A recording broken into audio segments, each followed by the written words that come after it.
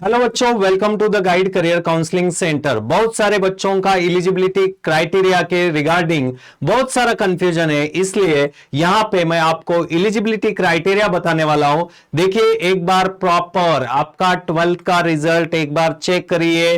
कोई बोल रहा है एलिजिबिलिटी क्राइटेरिया आपका ये है वो है, और आप उसको कुछ तो भी कैलकुलेशन करके आप डिसीजन ले रहे हो, ये गलत रहेगा। क्योंकि अभी कुछ दिनों बाद ऑनलाइन जो भी रीइवैल्यूएशन है, देन रीवेरिफिकेशन है, देन आपका इंप्रूवमेंट क्लास इंप्रूवमेंट एग्जाम है, इसके डेट्स चले जाएंगे। बाद में आपको डायरेक्टली जनवरी फरवरी में अप्लाई करना पड़ेगा। तो इसीलिए आपको एलिजिबिलिटी क्राइटेरिया महाराष्ट्र स्टेट के गवर्नमेंट और प्राइवेट कॉलेजेस के लिए आपको फिर से एक बार आपका 12th का मार्कशीट सामने रख के मैं जो यहां पे बता रहा हूं, ये क्राइटेरिया सिर्फ और सिर्फ महाराष्ट्र गवर्नमेंट और प्राइवेट कॉलेजेस के लिए एलिजिबिलिटी क्राइटेरिया बता रहा हूं यहां पे, वो आपको एक बार चेक करना है। तो चलो देखते हैं। यहां पे देखो, eligibility for Maharashtra state candidates. Okay, Maharashtra state candidates के लिए एलिजिबिलिटी क्राइटेरिया क्या है? अगर आपको first year engineering 4 years duration वाला करना है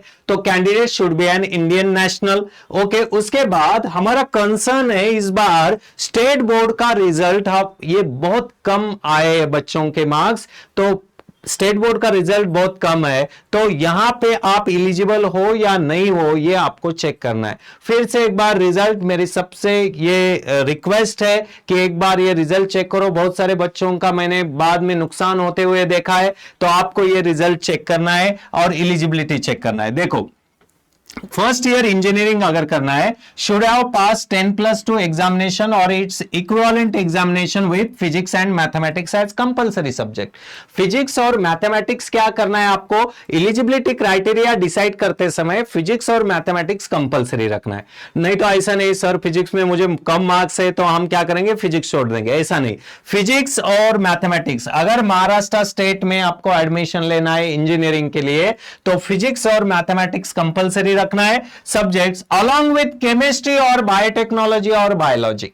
यानी थर्ड सब्जेक्ट आपका पीसीएम ग्रुपिंग जो हम बोलते हैं, पीसीएम में पीएम सिर्फ कंपलसरी है, फिजिक्स और मैथमेटिक्स। सी के जगह आप केमिस्ट्री के जगह आप बायोटेक्नोलॉजी, बायोलॉजी और टेक्निकल वोकेशनल सब्जेक्ट और कंप्यूटर साइंस और इंफॉर्मेशन टेक्नोलॉजी और इंफॉर्मेटिक्स प्रैक्टिसेस और एग्रीकल्चर और इंजीनियरिंग ग्राफिक्स और बिजनेस स्टडीज और इलेक्ट्रॉनिक्स और entrepreneurship and obtained at least 45% marks.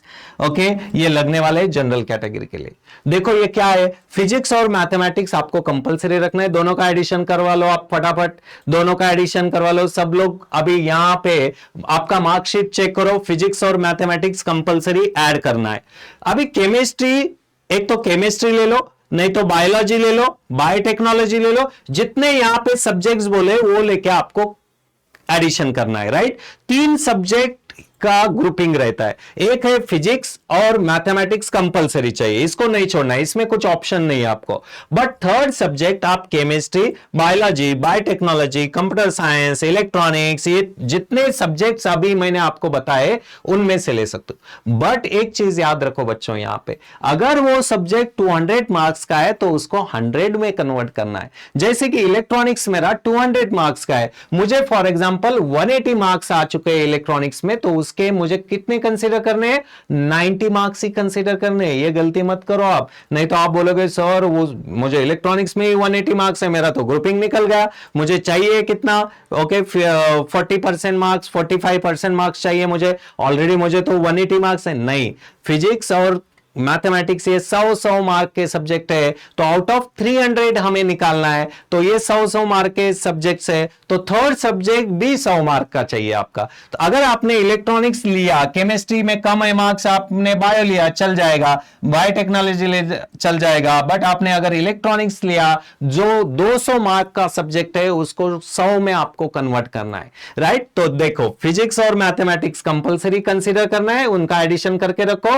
Third subject जो आपका बेस्ट है उसको आपको 100 में कन्वर्ट करके ऐड कर देना है। अगर ये एडिशन तीनों का एटलीस्ट 45% मार्क्स हो रहे एटलीस्ट 45% मार्क्स, मतलब 300 के 45% मार्क्स अगर हो रहे जनरल कैटेगरी के लिए, तो आप महाराष्ट्र में इंजीनियरिंग के लिए एलिजिबल हो। अभी यहां पे देखो, at least 40% marks in case of reserve category, economical weaker section and person with disability, okay, candidates belonging to the Maharashtra state only.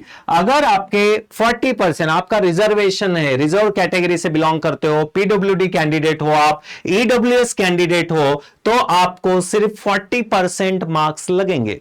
देखो ये प्रॉपरली चेक करो, नहीं तो आप को लगेगा मैं एलिजिबल हूं, XYZ वीडियो देखा मैंने, एलिजिबिलिटी चेक किया था सर, बट अभी तो सिस्टम में नॉट एलिजिबल बता रहा है।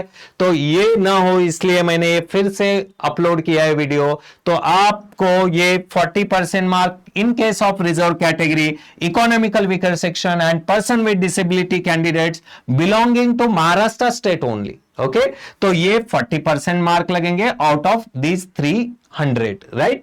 तो फिजिक्स और मैथमेटिक्स कंपलसरी, थर्ड सब्जेक्ट जो ले रहे हो अगर 200 मार्क का है तो 100 में कन्वर्ट करके ऐड करना है। और यहां पे जितने भी सब्जेक्ट्स दिए आपके स्क्रीन के ऊपर दिख रहा है, उनमें से जो बेस्ट है वो ले सकते हो। 200 वाले को 100 करना है, 50 वाले को 100 करना है, right. Scale up scale down करके आपको ये करना पड़ता है, राइट। ये होगा फर्स्ट ईयर इंजीनियरिंग का ये महाराष्ट्र स्टेट कैंडिडेचर। अभी ऑल इंडिया कैंडिडेचर जो जेई के बेसिस पे महाराष्ट्र के गवर्नमेंट इंजीनियरिंग कॉलेजेस में और प्राइवेट इंजीनियरिंग कॉलेजेस में एडमिशन होते हैं, उसके लिए क्राइटेरिया क्या है? सेम क्राइटेरिया देखो, 10+2 एग्जामिनेशन और its equivalent examination with physics and mathematics as compulsory subject along with chemistry और बायोटेक्नोलॉजी और बायोलॉजी और टेक्निकल वोकेशनल सब्जेक्ट और कंप्यूटर साइंस और इंफॉर्मेशन टेक्नोलॉजी और इंफॉर्मेटिक्स प्रैक्टिसेस और एग्रीकल्चर और इंजीनियरिंग ग्राफिक्स और बिजनेस स्टडीज और इलेक्ट्रॉनिक्स और entrepreneurship and obtained at least 45% marks,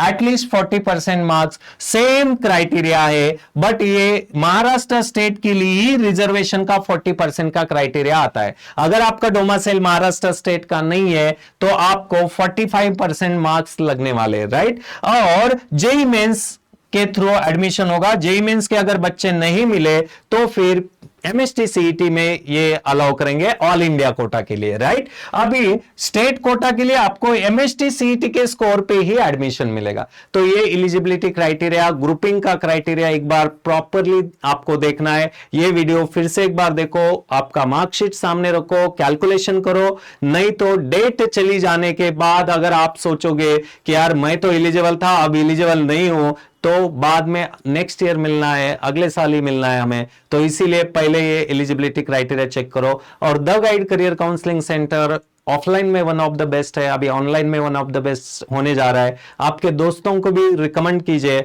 हम बहुत ही जल्दी एक बढ़िया प्लेटफॉर्म लॉन्च करने वाले ऑनलाइन यूट्यूब चैनल पे ही, तो उसका बेनिफिट आपको हो सकता है। ऐसे ही अपडेट्स के लिए आपको यूट्यूब चैनल सब्सक्राइब करना है, इंस्टाग्राम पेज भी फॉलो करना है, आपके दोस्तों को भी रिकमेंड करना है। Thank you.